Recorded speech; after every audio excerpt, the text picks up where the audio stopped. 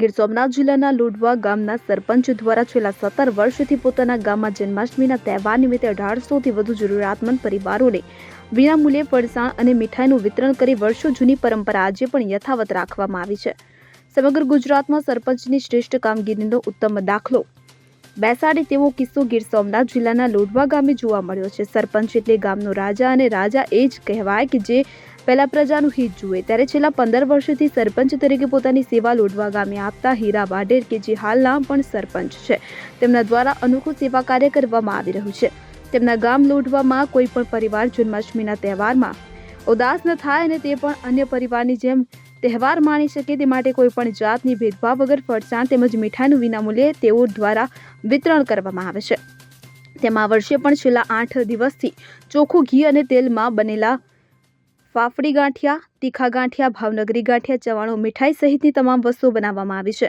પૂર્વ જિલ્લા ભાજપ પ્રમુખ મહેન્દ્ર પીઠિયા, દિલીપભાઈ બારડ, જિલ્લા પંચાયત ઉપપ્રમુખ રાજવીરસિંહ ઝાલા, સૂત્રાપાડા તાલુકા પંચાયતના પૂર્વ પ્રમુખ રામ વાઢેર સહિતના અગ્રણીઓની ઉપસ્થિતિમાં અંદાજિત 8 ટન જેટલું ફરસાણ મીઠાઈ 1800 કીટ વિતરણ કરવા હેતુ વિશેષ કાર્યક્રમ યોજાયો હતો. બીજી તરફ દરેક ગામમાં શ્રીમંત વ્યક્તિઓ દ્વારા તહેવારોમાં આ પ્રકારે સેવા કાર્ય કરવામાં આવે તેવી સરપંચ હીરા વાઢેરે અપીલ કરી હતી. ઝાલા રાજવીરસિંહ, ગીર સોમનાથ જિલ્લા પંચાયત ઉપપ્રમુખ. આજે આ કીટ વિતરણ કરવામાં આવ્યું છે. જન્માષ્ટમીના તહેવાર નિમિત્તે શ્રમિક અને મધ્યમ વર્ગના લોકો તહેવાર સારી રીતે ઉજવી શકે તે માટે સરપંચ અને રામભાઈ વાઢેર દ્વારા આયોજન કરવામાં આવ્યું છે.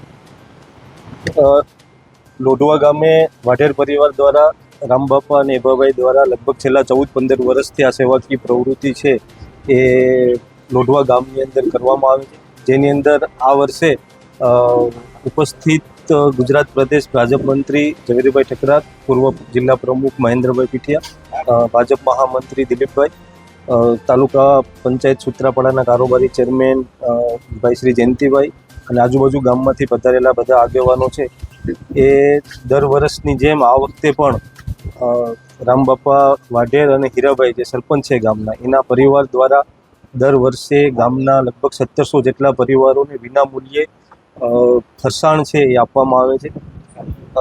ભગવાને એમને જે શક્તિ અને સુખી સંપન્નતા આપી છે એમાંથી થોડુંક ટકાવારી છે એ ગામના લોકો માટે કાઢી અને આજે સેવાનું કાર્ય જે કરી રહ્યા છે એ આજુબાજુના ગામના લોકો માટે પણ પ્રેરણારૂપ છે. એ લોકો જે દર વર્ષે આજે સેવાકીય યજ્ઞ કરે છે એનાથી પ્રેરાઈને ઘણા બધા ગામના લોકો છે આવી સેવાકીય પ્રવૃત્તિઓ છે હવે ગામડે ગામડે થઈ રહી છે અને એની અંદરથી જો કોઈ પ્રેરણા લીધી હોય તો એ આ રામબાપા અને ભાઈ આપણે હીરાભાઈના પરિવારમાંથી પ્રેરણા લઈને આજુબાજુના ઘણા બધા ગામની અંદર આવા બધા કાર્યો છે એ થઈ રહ્યા છે. આવનારા સમયની અંદર પણ એ પરિવારને ભગવાન દ્વારકાધીશ આવા સેવાકીય પ્રવૃત્તિ નિરંતર કરતા રહે એવી પ્રાર્થના સાથે જય દ્વારકાધીશ. મહેન્દ્ર પીઠિયા, પૂર્વ જિલ્લા ભાજપ પ્રમુખ ગીર સોમનાથ.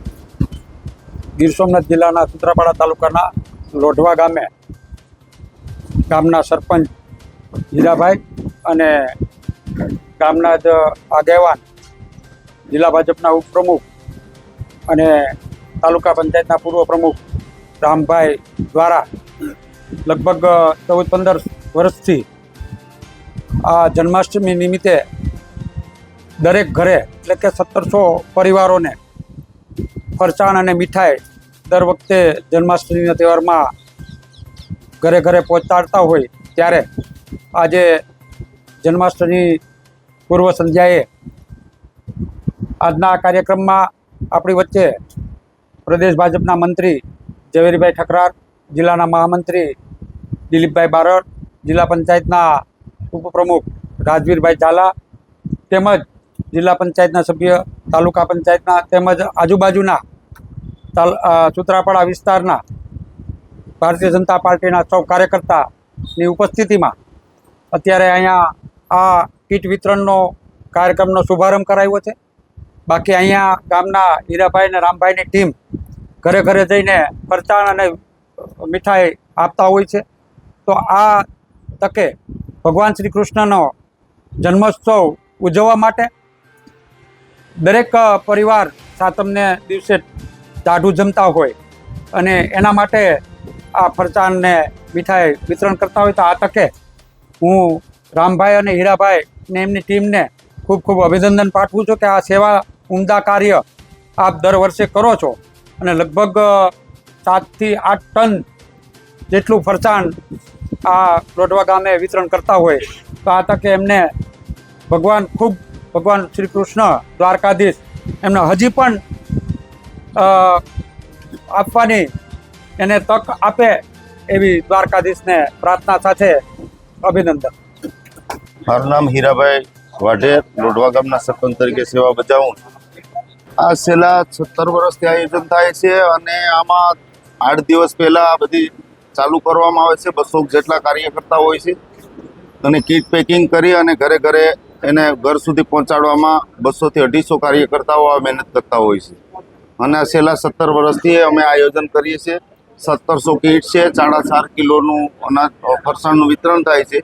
અમે કોઈ ઘર તારવતા નથી, કોઈ ના લે તો વાત અલગ છે, તો એનો પ્રેશરથી અમે લેતા નથી કે ગરીબ માણસોને આપો તો પછી એનું ઘર તરી જાય છે. બાકી કોઈ ઘર તારવતા નથી, સર્વને આપીએ છીએ. 8 ટન જેટલો ફરસાણ બનાવવામાં આવ્યું હતું. એમાં 1 કિલો ભાવનગરી ગાંઠિયા હોય છે, તીખા ગાંઠિયા હોય છે, ફાફડી હોય છે, સેવ હોય છે, ચવાણું હોય છે અને મોહનથાળ હોય છે. હું અન્ય સરપંચોને એ છું કે આપણા જેવા ગામની અંદર તમે સરપંચો તમે સદ્ધર હોય તો તમારા ગામની અંદર જરૂરિયાતમંદોને આવી રીતે જન્માષ્ટમી આવે તો એના બાળકો પણ એ વંચિત ના રહે મીઠાઈથી. એના માટે એને સરપંચોને કહેવું છે ને આપણા મારા ગામ લોઢવામાં પણ એક ભાઈએ એવું કર્યું છે તે સારી વાત છે અને અભિનંદન આપું છું. દીપક જોશી સાથે CN24 ન્યૂઝ, ગીર સોમનાથ પ્રાંચી. હવે જુઓ દેશ દુનિયાની તમામ ખબરો તમારી આંગળીના ટેરવે. ઉઠાવો મોબાઈલ અને Google Play Store પરથી ડાઉનલોડ કરો અમારી CN24 ન્યૂઝ મોબાઈલ એપ.